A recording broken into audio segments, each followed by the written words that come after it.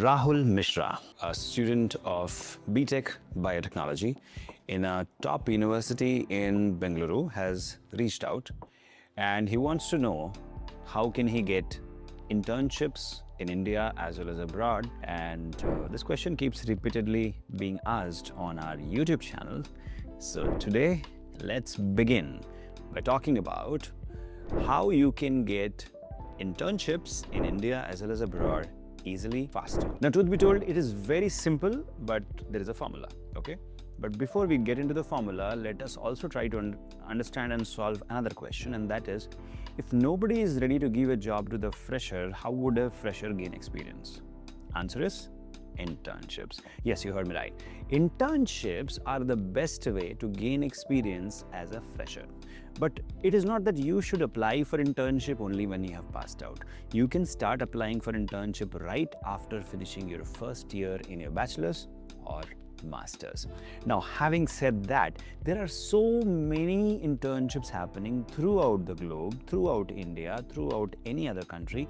Seems confusing, overwhelming, and fatigue. Like, how many internships I should apply and how should I apply that I get a sure shot internship opportunity. So here in this video, I'll give you 6 different formulas through which you can get the sure shot internship in government, private, research labs, companies, as well as abroad very easily. Now let us start with the first route, and the first route is very simple, that is applying for formal programs. Now, what are the formal programs? Now, if you want to know about the formal programs, on Biotecnika website there is a section in the menu called as internships. So if you click on that and go, almost every day we keep posting some kind of internship coming from different parts of the world, from different companies.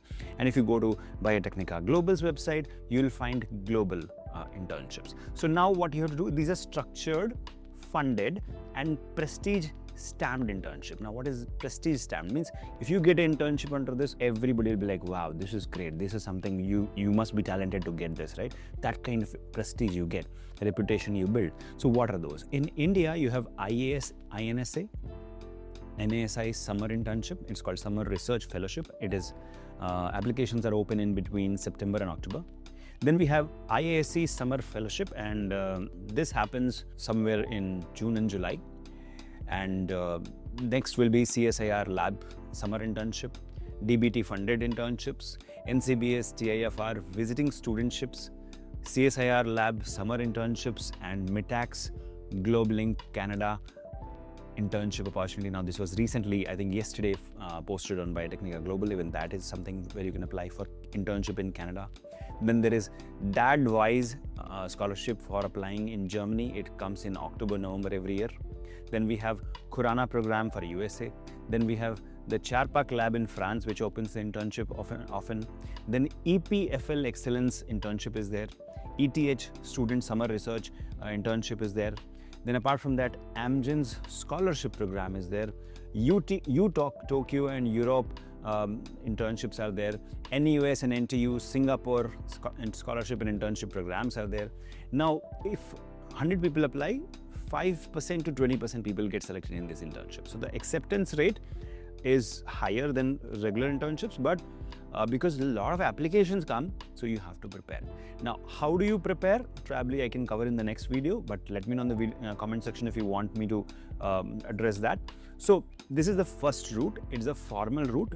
A lot of funding, reputation is there, and this is a route where easily you can get into it. The problem is, like, hundreds of people will apply in like every minute, and then these scholarships portals get overcrowded, they close it, and then shortlisting happens, and it's a gamble. So in fact, any scholarship which I tell you today is gonna be a gamble, so you have to apply for multiple scholarships. Now let's move on to the route number 2. Now this is a little tough route, but if you crack it, nothing like it. Now, in the world of AI, it is easier to write cold emails, but of course your email should have some kind of crux, some kind of matter, then only you'll get selected. So professors, cold emailing the professors. How do you find that? If you are targeting US, go to NIH website, look at the projects which NIH has granted. In that professor email ID you'll get. That professor you have to cold email. Say that I'm very much interested in working on this, and do you take interns? And you can ask in 1 or 2 lines, you can just ask if they're open for internship opportunity, I can join and work. And don't straight away ask how much stipend you will give me or something. But what we have seen is if you send 100 email, 1 reply will come. So it's a 1% rule. So let us say you send to 10,000 professors or 1,000 professors. Out of that, let's say 10 of them will reply that yes, I'm interested to take you as intern, and then the success rate is not very high like the previous route. That was 5 to 20%. This is 1%. But this is something when no internships is coming and you want it, so you can apply for it. Now, the third one is a referral route or warm intro. So like I know a lot of CEOs in various biotech and pharma companies. So if you are in my network, you reach out to me and say, can you introduce me to some company where I can do my internship? And then I can just ask some of my CEO friends, are you having something? They might say yes, and then I can divert you to there. So that's called referral or warm intros. Now this is like 100%. Like if I refer someone, of course he'll take because you're going via my reference. How do you get that? Of course, you can network with me, you can network with other CEOs, you can network with your own professors. You can ask them that, do you know someone who can refer me, or do you know someone who takes interns? And then reach out to them and say that Mr. X has referred me that you take interns and I would be interested to work with you. But you have to show deep interest and deep domain expertise, then only you will get there. So that's about the referral number 3. Now moving forward, now the fourth route is industry internship, and industry internship generally comes in the summertime, like May to July or August. So various companies like Biocon, Syngene, Thermo Fisher, Novozymes, Sun Pharma, they will post these internships, and you can get all this information on Biotechnika's India website as well as Biotechnika's global website. So if you go to our websites, you will find that these industries, these companies are constantly posting these internship opportunities. Generally, the internship will be from 3 to 6 months, and then you can apply and get selected. And then the best part of industry internship I have seen is you get better exposure. Okay, you learn more compared to any other internship which I told you earlier. Of course, the referral part was an exception, but this is also tough to get in because a lot of people apply. So the best option is Biotechnika. You just type in Google Biotechnika internships page, you'll find there, or Biotechnika global internship page, and you'll find all the internships which are coming up every day. And if you subscribe to Biotechnika, our YouTube channel, as well as our free newsletter and our WhatsApp group, then you get all this information free of cost in real time. You apply faster. That is the secret of getting selected. Of course, you have to be eligible also. That's something we cannot change. So now the question is, which is the fifth one? So route number 5. Route number 5 is magical route. It's a route where we combine skill-based training, that's number 1, with laboratory exposure, number 2, with a internship position. Okay.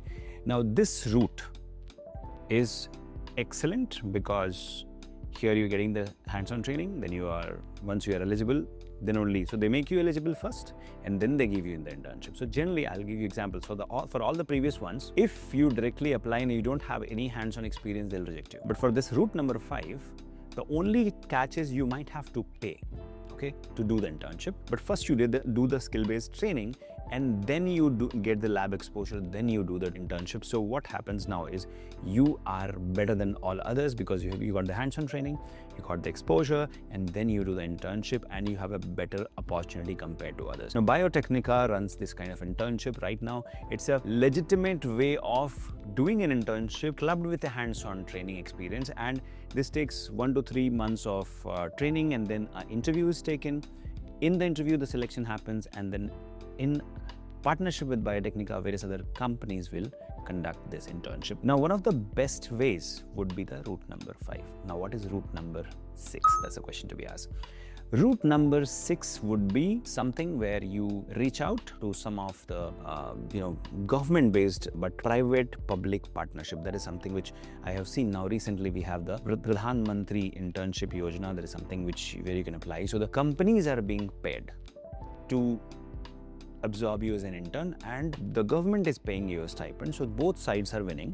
but you are getting the exposure. So this is the sixth route recently which has come up in India, and this will help you. Now the question is, okay, how about abroad? So if you want to apply abroad, these are the 4 to 5 things you have to keep in mind. Number 1 would be your CV should not be a big story, okay? It should be 1-page CV which talks about your educational skills, but more than that, it talks about the techniques, it talks about the skill set which you have, the projects which you have done, your achievements, your papers you have presented.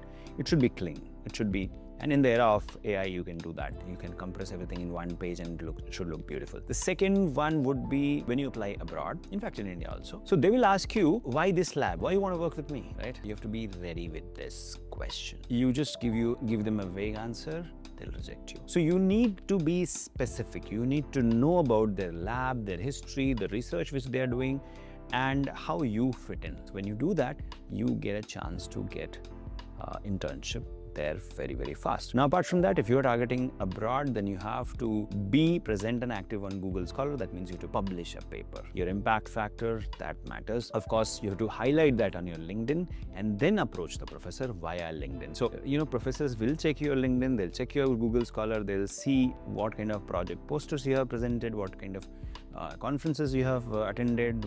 Do you have a deep domain expertise in the thing which you are portraying to do, right? You have to really market yourself well if you want to go abroad for internship. Then comes the statement of purpose or the transcript. When you go abroad, they will ask you for a funding statement. They will ask you for who's going to pay for the fellowship. You're going to pay, or you are going to self-fund yourself, or the lab will pay you, or how are you going to survive, because the stipend might be very small and the living cost might be very high.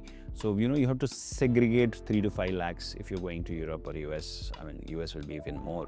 They will ask you, why do you want to work with us? That's very important. And one important thing which most of the people miss out is have at least 1 to 2 recommender ready for you. Means they should be ready to pick the call or reply to email when someone asks, do you recommend this person? And preferably CEOs. If you get a CEO recommending you, chances of getting a job or internship abroad as well as in India is very, very high. This is something which most people do not know or they ignore. Now, when it comes to India versus abroad, see, if you want to do an internship in India, that's more than sufficient. I don't think you should be going abroad, but going abroad has its own advantage that your internship can get converted into an employment opportunity right there. So that is also worth the risk. Now, the question would be, if you're applying in India, speed and flexibility, you can get it like right there. But if you are applying abroad, they're going to have questions like, okay, I can pay you a stipend, but that will be very small. So how do you fund yourself and bear the living cost? Then the second question they will ask is why you want to come here, why you are interested in my research, and who will pay for the visa, who will pay for all the things, all the bills. So the professors are scared about that. They may not respond there. Also, abroad internship might take a lot of time because you apply, they reply, and all of that is happening in 2 different time zones. So, it can take time. Be ready for that. Now, another thing which I would like to highlight here is, please do not start applying like, okay, from tomorrow I want to start an internship, I'll start applying today. That's wrong. At least you have to start applying 3 to 4 months in advance. If you're applying in India, if you're applying abroad, at least 8 months in advance you should plan, because there can be failures, there can be setbacks, there can be cancellations, there can be withdrawals, last minute cancellations. So you have to keep all of this in mind and then apply for the internship. Tell me in the comment section what more do you need, because my dear students and subscribers of Biotecnika, we live and die for all of you. Whatever we do to help you. Helping you is in our DNA, and please tell us what should we do next, and we'll make a video on that. All the best, keep shining.